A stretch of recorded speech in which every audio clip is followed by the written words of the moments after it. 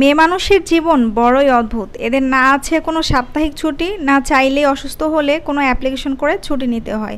যত অসুস্থ থাকুক আর জীবন যেভাবেই থাকুক না কেন, সংসারের কাজ চালিয়ে যেতে হয়। আর শুধু কি রান্নাবান্নাই শেষ? একটা সংসারে যে কত ধরনের কাজ আর কত ধরনের দায়িত্ব থাকে। তো যেমন দেখেন আজকে আমার এই অবস্থা, শরীরটা খুবই খারাপ ছিল।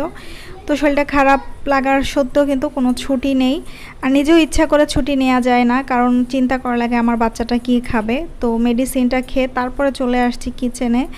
আর চিন্তা করলাম যে একটু চিকেনটাই বেশি করে মশলা দিয়ে একটু ঝোলঝোল করে রান্না করে রাখি। বেশি কিছু রান্না করতে পারছি না, কারণ খুব খারাপ লাগছিল শরীরটা। যাই হোক, ছেলেদের তো আর এত টেনশন নাই। তো ওরা বলবে যে, দেখা যায় আমার হাজব্যান্ডকে যদি বলি শরীর খারাপ, বলবে যে শুয়ে থাকো, রেস্ট করো। কিন্তু শুয়ে থাকলে বাকি কাজগুলো কিভাবে হবে সেটার তো আর চিন্তা ওদের আসলে করতে হয় না, করতে হয় আমারই। তো এখানে আমি রান্নাটা শেষ করে ফেলছিলাম, কিছু আর করার নেই। তো ওষুধটা খাওয়ার পরে একটু ভালো লাগছিল, তাই ভাবলাম যে রান্নাটা শেষ করে ফেলি, তারপরে আস্তে আস্তে করে সব কিছু গুছিয়ে ফেলবো। এরপরে দেখেন গুছানোর কাজ। আমার শরীর যখন খারাপ থাকে তখন আমার ঘরটা আরও বেশি ক্লিন রাখতে হয়, তা না হলে মনে হয় কি বেশি অসুস্থ লাগে। যখন ঘরটা নিট অ্যান্ড ক্লিন একটু গুছানো থাকে তখন মনে হয় যে না, এখন একটু আমার ভালো লাগছে। আর যেহেতু ফারাজ এখনও ছোট, এদিক সেদিক করে রাখে সব কিছু, যতই গুছাই সারাদিন খেলতে যখন যাবে খেলনাগুলো সব একসাথে ঢেলে নেয়, নিচে পড়ে থাকে, সেগুলো গুছাই, ঘর ঝাড়ু দেই।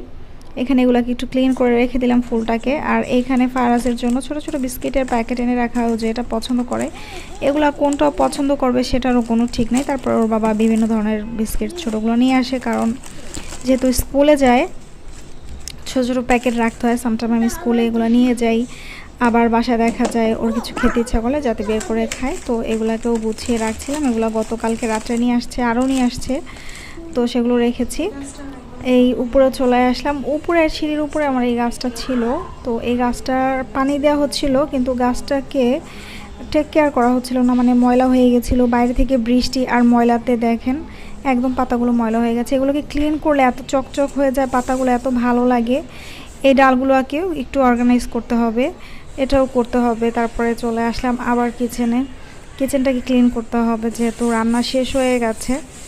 কিচেনটা ক্লিন না থাকলে পুরো ঘরটাই নোংরা থাকে। আর এখানে একটু রান্না করতে যে দেখেন ঝোল টোল পড়ে গেছে, একদমই খারাপ অবস্থা হয়ে যায়, দেখতেও বাজে লাগে, একদম চিটচিটে অবস্থা হয়ে যায়। এইগুলাকে ক্লিন করে নিচ্ছি। এটা ক্লিন করার পরে একদম শান্তি লাগে আমার কাছে। তো এটা তো রেগুলার একটা কাজ হয়ে গেছে, রান্না করা, ঘর ক্লিন করা, ভালো লাগুক বা না লাগুক, ঘর ঝাড়ু দেওয়া। তো এর মধ্যে দেখা যায় কাজ তো আর কম থাকে না, এগুলো না করেও পারা যায় না, যতই আমি চেষ্টা করি। এরপরে কাজ শেষ করে একটু বাইরের পরিবেশটা দেখতে আমার ভালো লাগে। আগেও বললাম একটু বাইরে তাকিয়ে সব কিছু দেখছিলাম আর ভিডিও করছিলাম। তো আপনাদের কেমন লাগলো?